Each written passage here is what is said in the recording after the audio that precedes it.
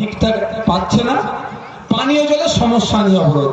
আমি আর গেলাম না, নাহলে হয়তো গিয়ে যদি যেই অবরোধ করুক না কেন, এটা একটু ভালোবাসা আমার প্রতি আছে, যদি বলতাম দাদা একটু প্রোগ্রাম আছে আমাকে ছেড়ে দিন, আমার ভরসা পশ্চিমবাংলার মানুষের প্রতি এটা আছে, অন্তত নওশাদ সিদ্দিকীকে রাস্তাটা ক্লিয়ার করে ছেড়ে দেবে, যে নওশাদ ভাই চাচ্ছে ওটাকে ছেড়ে দাও। কিন্তু আমি আর শুনে গেলাম না, যেই শুনলাম পানীয় জলের সমস্যার সমাধানের জন্য অবরোধ করেছে, আমি বললাম দাদা, আমার গাড়ি যারা ছিল বলছিল একটুখানি ভাইজান আপনি গিয়ে বলুন না, আমরা নামে যাব না। এই যে আন্দোলন, আমি এই আন্দোলনকে সমর্থন করি, আমি গাড়ি ঘুরিয়ে একটু দূর থেকে ঘুরে আসতে হলো। কিন্তু ভাবুন, দেশ স্বাধীন হয়েছে ৭৫ বছর হয়ে গেল, এখনো পশ্চিমবাংলার মানুষকে তার পানীয় জলের জন্য আন্দোলন করতে হয়েছে।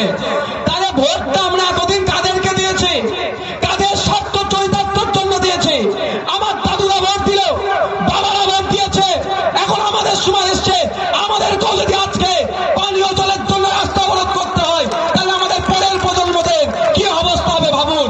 তাই সময় এসেছে, কাকে কান নিয়ে চলে গেছে বলে কাকের দিকে তাকানোর প্রয়োজন নাই, নিজের কানটার দিকে দেখুন, চোখ কান খুলে রাখুন। আগামী দিন কোনো কথা চলবে না, খাম চিহ্নে ভোট দিয়ে পার্লামেন্টে পাঠান, পানীয় জলের সমস্যা থেকে সমস্ত বিষয় সেখানে সোচ্চার হবে। ভাবতে পেরেছেন কোন রাজ্যে কোন দেশে আমরা বসবাস করছি? আমাদের এটা আফ্রিকা নাকি? আফ্রিকাতে, আফ্রিকা মহাদেশে এমনও দেশ আছে, যেমন আমার ইন্ডিয়ান এম্বাসি আছে, জানেন তো আফ্রিকা মহাদেশে অনেক দেশই আছে। তারা যখন দূর থেকে গিয়ে পানি নিয়ে আসতে হয় তাদেরকে, আমাদের সিআইএসএফ আমাদের ইউনিটি, আমার সাথে যারা ডিউটি থাকে তাদের মধ্যে কয়েকজন ওখানে ডিউটি করেছে, বলছে এমনি সময় আমরা নিরাপত্তার জন্য যতটা না সাজগোজ করে বার হয়, তার থেকে বেশি যখন পানি আনতে যায়, এই গ্যালন মানে বড় বড় ট্রাক নিয়ে, সামনে AK-47 নিয়ে একজন একদম আর পিছনে একজন, বাকি তো আছেই। মানে কি, পানি যে কোনো সময় লুট হয়ে যেতে পারে। আফ্রিকা মহাদেশে গুলো হয়, আমাদের পশ্চিমবাংলা ইন্ডিয়াতে না কি সম্ভব ভাই? তাহলে আমরা তাদেরকে ভোট দিচ্ছি। আমি অনুরোধ করবো, তৃণমূলের ভোট চাওয়ার কোনো জায়গা নেই, শুধুমাত্র কি বিজেপি এসে যাবে, এটা ছাড়া আর কোনো ইস্যু আছে যে ইস্যুটাকে সামনে রেখে বলবে ভোটটা আমাদের দিন? এই যে আমাদের এখানে অনেক সিভিকের ভাইরা ডিউটি করে, কম খাটাই তাদেরকে ভাই, কনস্টেবলের থেকে কোন অংশে কম খাটাই না, ৯,০০০ টাকা মাইন।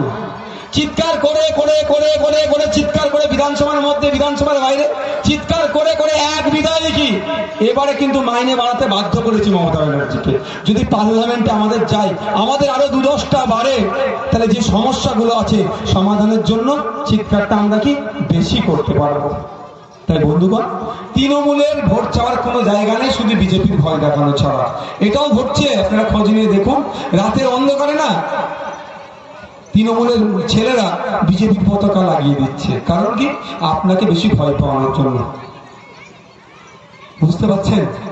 আর যারা তৃণমূলের অত্যাচারের হাত থেকে বাঁচার জন্য ভাবছে বড় ফুলকে ভোট দিলে তৃণমূলকে জব্দ করা যাবে, অত্যাচার বন্ধ হবে, তারা কিন্তু দিনের মানে জেগে ঘুমাচ্ছে। আপনারা দেখলেন এত বড় বড় দুর্নীতি হলো, সবাই আমরা কম বেশি জানি কালীঘাট কিভাবে এতে জড়িয়ে। ইভেন আমরা যখন দেখলাম ইডির একটা দল লিপস্প্যান বাউন্স কোম্পানিতে রেড করেছে, অনেকে দেখি ফেসবুকে পোস্ট করছিল, এবার যাবে দেখবেন ওই দিনকে আমার পোস্ট নাই। যতবার অভিষেক ব্যানার্জিকে ইডি সিবিআই ডেকেছে, সবাই বলে এবারই লাস্টে যাওয়া হচ্ছে, আমি কিন্তু পোস্ট করিনি, কারণ আমার তো একটা জায়গায় আমি ভালো করে জানি, দেখি খোঁজ নিয়ে নিয়েছি যে দিনের শেষে তার বিজে মোড় একে অপরের পরিপূরক। শুধু একটু মানুষকে বোকা বানাতে হবে, যখন মানুষ এদের খেলা ধরে ফেলছে একবার করে ডাকবো, কিছুক্ষণ বসে চাটা খাইয়ে ছেড়ে দেবো, আর বাইরে বেরিয়ে বড় বড় ডায়লগ বাজি করবে, বলবে